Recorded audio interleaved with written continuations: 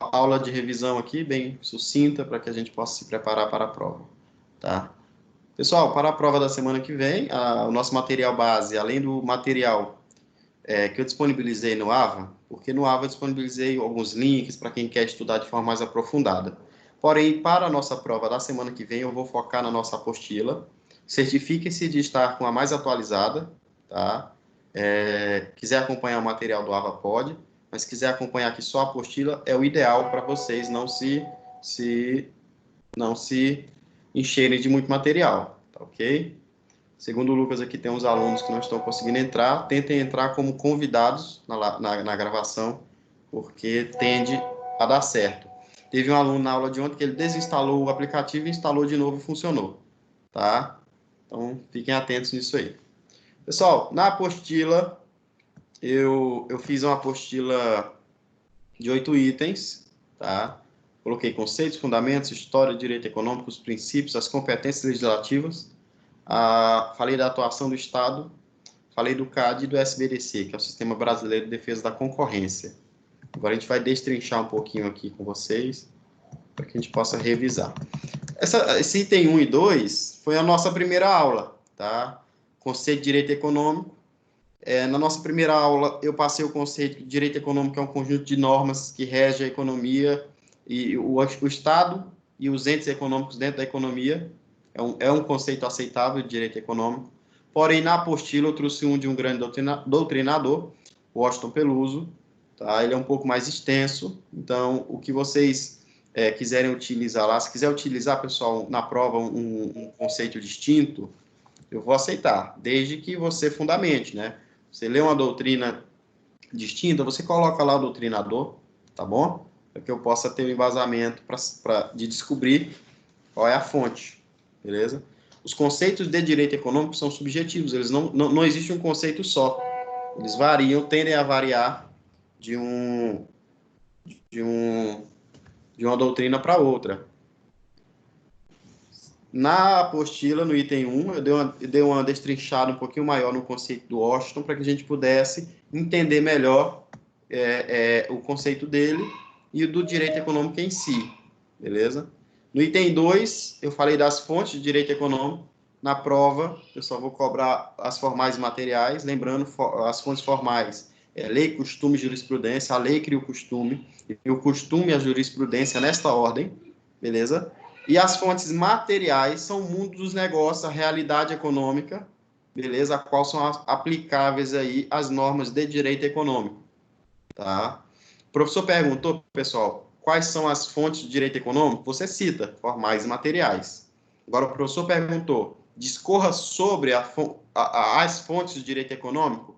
Você vai ter as fontes formais, que é lei, costume, jurisprudência. Lei, costume e jurisprudência. A lei cria o costume e costume a jurisprudência nesta ordem. E tem as fontes materiais, que é o mundo dos negócios, tá? A realidade econômica. Simples, respondeu a pergunta. Tá? Não precisa embromar muito, não precisa encher linguiça, tá ok? Lembrando, diferenciem, quando eu perguntar quais são as fontes, você só cita as formais e materiais. Eu só perguntei quais são. Agora, se eu perguntar, discorra sobre, aí você vai explicar, falar sobre aquilo, tá bom? Se eu falar cite e discorra, aí você tem que citar e discorrer. E, obviamente, sobre cada um. Beleza? Então, fiquem atentos aí na metodologia de pergunta e saibam interpretá-la. Quanto às características do direito econômico, eu coloquei no item 1.3, né? São 4, dinâmico, coercitivo, intermediário e direcionado à macroeconomia. Ao final do item 1, eu coloquei 3 questões, que inclusive eu já passei para vocês na primeira aula, foi aquela atividade manuscrita que nós fizemos. Item 2 da apostila, fundamentos e finalidades do direito econômico. Tá? Esses fundamentos e finalidades, pessoal, estão dentro do artigo 170 da Constituição. Ah, professor, mas eu quero usar um material que eu vi no Google. Pessoal, usa o que o professor passou na apostila para não causar dispêndio, viu? Usa o artigo 170 da Constituição, que é a fundamentação e a finalidade real do direito econômico, né? A legal e real. É o artigo 170 da Constituição, que diz que a ordem econômica é fundada, ou seja, os seus fundamentos, na valorização do trabalho humano e livre iniciativa. Eu discorri sobre a valorização do trabalho humano e sobre a livre iniciativa na apostila. Vocês vão poder entender um pouquinho mais de cada um desses dois institutos. E o artigo 170 continua dizendo, tem por fim, ou seja, sua finalidade, assegurar a todos a existência digna, conforme os ditames da justiça social. Tá? Então, as finalidades e os fundamentos estão aonde, professor? No artigo 170 da Constituição. Eu não preciso correr para o Google, eu não preciso correr para a doutrina. É muito simples, eu vou na Constituição, está no artigo 170. O professor perguntou quais são, eu vou dizer. O professor pediu para eu discorrer, eu vou discorrer. Tá beleza? Não vão aí viajar na maionese, trazer aí tese muito distante do que eu já passei, tá? Para não causar dispêndio, não causar cansaço. No final do item 2, eu coloquei um questionário com 2 perguntas, que é a complementação daquela primeira nossa, tá? Passada em aula já. Quais as finalidades de direito econômico? Quais as finalidades de direito econômico? Garantir a todos uma existência digna conforme o ditame da justiça social. Simples, tá? E os fundamentos, quais são os fundamentos de direito econômico? Valorização do trabalho humano e livre iniciativa. Simples, não tem segredo, tá? Nos termos do artigo 170, não esqueçam, um detalhe às vezes complementa a pergunta, tá? Se você vê que vale a pena colocar o detalhe, você coloca. Esse é o cara, as mulheres não te merecem. Agora, se você tiver em dúvida, você não complementa, para evitar até colocar alguma coisa que não tenha nada a ver e comprometer sua nota, tá beleza? Em time que está ganhando não se mexe, e às vezes menos é mais. A regra antiga se aplica na nossa prova também. Bem-vinda, Amanda, está entrando aí. Pessoal, no item 3 da apostila, eu falei um pouquinho da história do direito econômico, os fatores históricos. Foi a nossa segunda aula, nós tivemos essa aula ainda em sala, tá? Eu dei aí umas características do direito econômico, traços do direito econômico em certas etapas da história, em especial a Revolução Industrial, que é um marco. Não foi o início, né? Porque o direito econômico ele vem acompanhando o mundo ao longo da sua existência. Porém, a doutrina começa ali a mapear o direito econômico no mundo depois da Revolução Industrial, beleza? E eu resolvi utilizar a mesma metodologia. Além da Revolução Industrial e suas características, eu coloquei também a Primeira Guerra Mundial, falei da crise da Bolsa de Nova York, tá? Porque a crise de Nova York acabou afetando a economia de todo mundo, beleza? Falei um pouquinho das constituições, a existência do direito econômico, sua participação nas constituições, e quando foi que surgiu? Foi na Constituição Mexicana de 1917, foi a primeira, tá? Qual é a Constituição mais relevante do direito econômico historicamente? A alemã de Weimar, tá? Ela perdurou entre 1919 e 1933. Eu coloquei todas as características na apostila, falei na aula também. Parece que aqui começou uma chuvinha aí, para agradar nossa noite. Vamos lá. Pessoal, no Brasil, eu destaquei a Constituição de 1934, coloquei as características, os principais traços. Eu destaquei a Constituição de 1937 e a de 1943, tá? E a de 1943. E, por fim, eu coloquei um questionário no item 3, quais as características do período da Revolução Industrial para o direito econômico, quais as características da Primeira Guerra para o direito econômico, né, que foram os que eu repassei para vocês na sala e estão aí na apostila. Quais as características da Constituição de Weimar e sua importância. Pessoal, a Constituição de Weimar é a mais importante, que foi a de Weimar, apesar de ser a segunda no cronograma histórico, tá? Ela foi a mais importante porque ela incentivou todas as demais. Tá? Ela foi o basilar. Foi a de Weimar, de 1919, tá ok? Ela é considerada a mais importante porque ela foi a basilar. Ela inspirou as demais constituições, tá? Quanto aos princípios gerais da Constituição, eu coloquei no item 4 da apostila, beleza? Eu coloquei todos os 9, lembrando, no 6º princípio,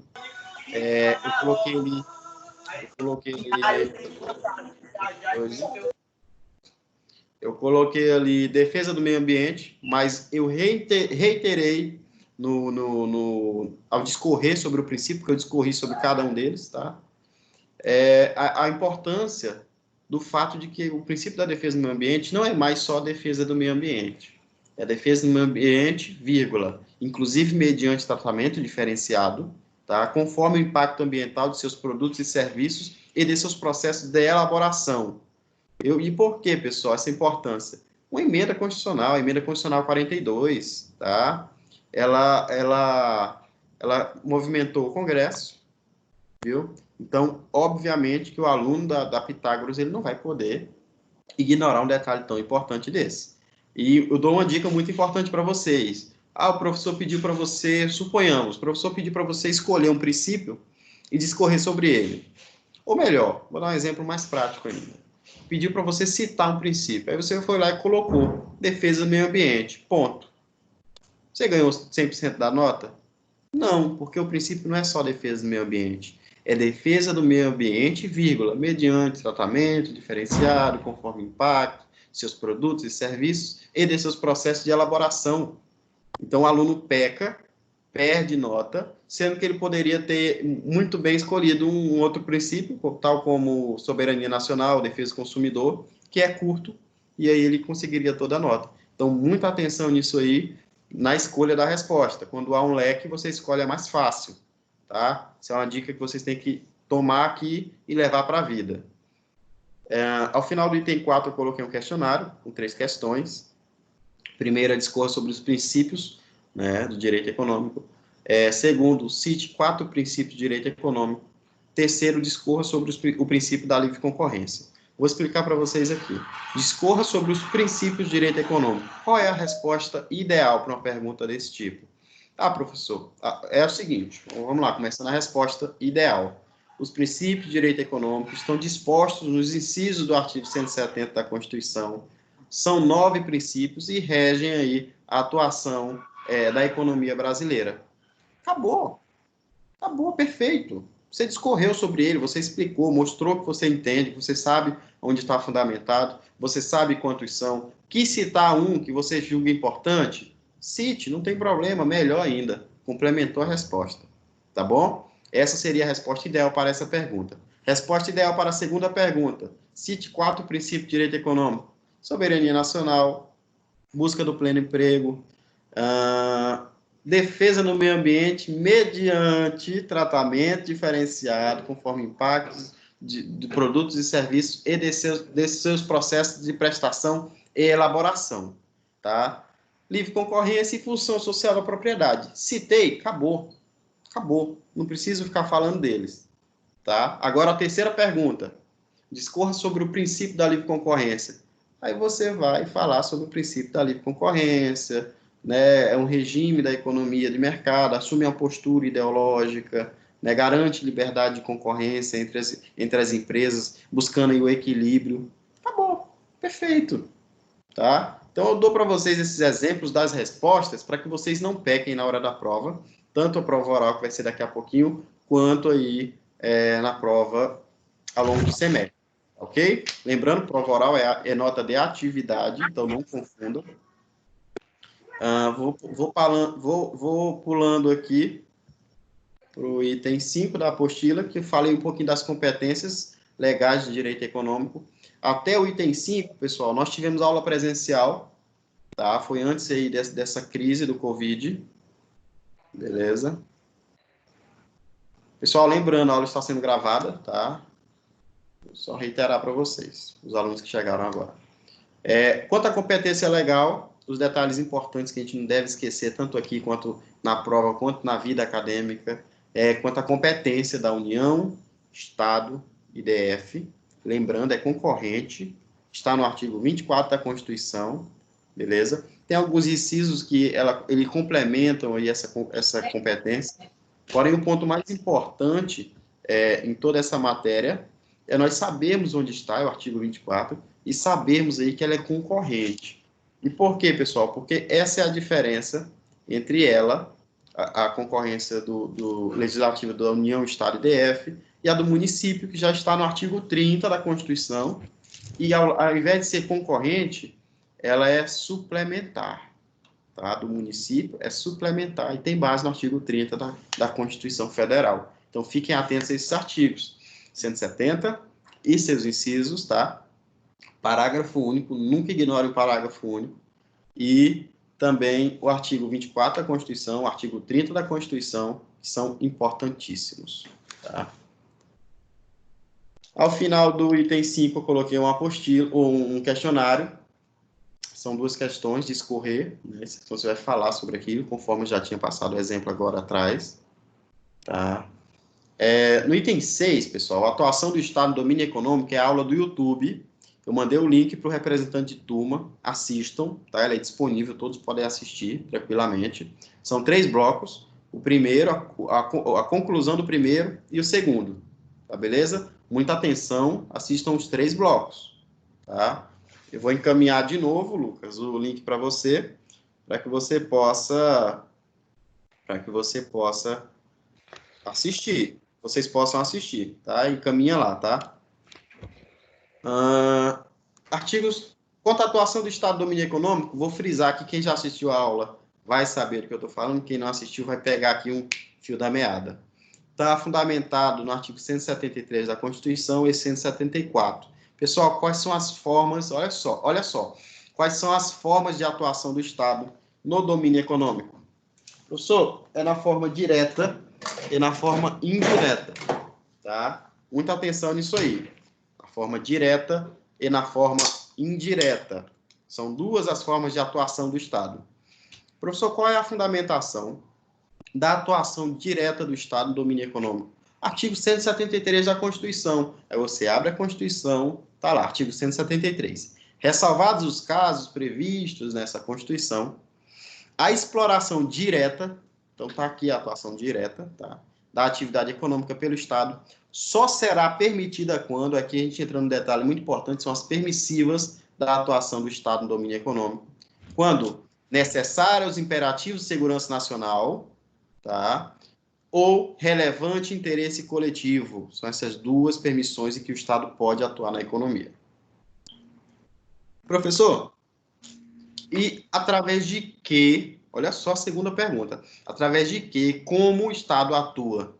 Né? Ali eu falei das permissões, quando é permitido, quais são, podemos até falar em requisitos para a atuação do Estado, tá? Que é quando necessário os imperativos de segurança nacional, o relevante interesse coletivo. Agora, quando o professor ou a banca perguntar através de que, como o Estado atua diretamente na economia, através de empresa pública e sociedade de economia mista, tá ok? Dessas 2 formas, empresa pública, sociedade de economia mista. Exemplo prático e clássico de empresa pública, Caixa Econômica Federal, tá? Caixa Econômica Federal, e de sociedade de economia mista, a Petrobras, tá? Fiquem atentos aí. Nos incisos do artigo 173, tem algumas disposições, deem uma atenção, dá uma lida nisso, tá? Podem cair na prova um item ou outro aí desses incisos do artigo 173, tá lá na aula do YouTube explicadinho, tá? Aqui é só uma aula de revisão para você fixar a matéria, rever o que nós já assistimos e se preparar, tá? Pessoal, falamos da atuação direta e, como eu já tinha dito, o Estado atua de 2 maneiras, tanto direta quanto indireta. E agora eu vou falar da atuação indireta do Estado, que é fundamentado no artigo 174 da Constituição, que diz que, como agente normativo, no artigo 173, nós falamos da atuação direta. Ali, pessoal, é o Estado empresário, Estado empresa, tá? Aqui não. Aqui na atuação indireta é o Estado regulador, tá? O Estado executor, agente executor, beleza? Aqui ele não vem mais como empresa, ele vem exercendo, na forma da lei, as suas 3 funções. Primeira, fiscalização, incentivo e planejamento, tá? Quais são as formas de atuação indireta do Estado? São as 3 maneiras, tá? Fiscalizadora, incentivadora e planejadora. Muita atenção nisso na hora da prova, tá? Das provas. Como é, professor, que o Estado atua na forma fiscalizadora? Isso aí ocorre no momento em que o Estado faz uso do seu poder para fiscalizar as práticas, tá? E os atos econômicos, beleza? Dentro da apostila eu discorri, e na aula também, sobre o poder de polícia, Quem já estudou direito administrativo vai saber melhor sobre o poder de polícia. Quem não estudou vai poder ter uma noção, que tem algumas turmas que ainda não pegaram o direito econômico, vão poder ter uma noção do poder de polícia. Eu coloquei ali um tópico, né, ao cantinho, assim, destaquei, sobre o poder de polícia. Deem uma atenção especial ao poder de polícia, tá bom? Em suas características, principalmente atributos. Na forma incentivadora, pessoal, né, que é a segunda forma de atuação indireta do Estado, e essa forma se dá através de o quê? Benefícios fiscais, concessões, tá? É a forma que o Estado utiliza para incentivar o mercado. Não vou isentar ali aquelas empresas de tal imposto, né? Vou isentar eles de terem que praticar certos atos para facilitar a vida deles. Ele incentiva o mercado, tá bom? Essa é a forma incentivadora na atuação indireta do Estado. Terceira e a última, que é a forma planejadora, que tem relação direta com as metas, tá? As metas e planos econômicos que todo país tem, o Brasil em especial também. Muito se vê, normalmente em janeiro ou até dezembro, Jornal Nacional e demais outros jornais, tá? Falar, o governo estipulou uma meta econômica para 2020. É a forma planejadora, é a atuação indireta do Estado na economia e você, aluno, nem sabia. Tá aí. Como é que o Estado atua na sua vida na prática? De várias maneiras, né? Você pode entrar na área dos princípios, dizer que ele defende o preço dos produtos que você compra através do princípio da defesa do consumidor. Pode também, ainda na área dos princípios, falar aí que o Estado defende o meio ambiente sustentável, ele te dá esse direito através do princípio da defesa do meio ambiente mediante tratamento diferenciado, conforme impacto dos produtos e serviços, etc. Não vou precisar recitar pela 10ª vez, tá? E essa é a forma, eu entrei agora na questão da atuação do Estado, tá? Na sua vida prática, mas também na forma planejadora, tá? Que é a terceira e última forma da atuação indireta do Estado nos termos do artigo 174. Muita atenção nisso aí para você não confundir os artigos que tratam de cada atuação, beleza? Ao final desse item, eu coloquei um questionáriozinho um pouquinho maior, 6 questões. No item 7, eu falei do CAD, tá?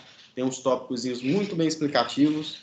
Certifiquem-se de estarem com a apostila atualizada, beleza? Pessoal, aqui o que significa CAD foi o primeiro tópico que eu coloquei. Pessoal, um momento, meu irmão chegou aqui na sala. Você pode ir lá onde é a mamãe, por favor? Tá, pode falar. Vai lá onde é a mamãe, vai. Vai lá. Obrigada. Desculpa, pessoal, de verdade. Um momentinho, vou interromper a gravação aqui só para fechar a porta. Pode ir, criança. Um momentinho.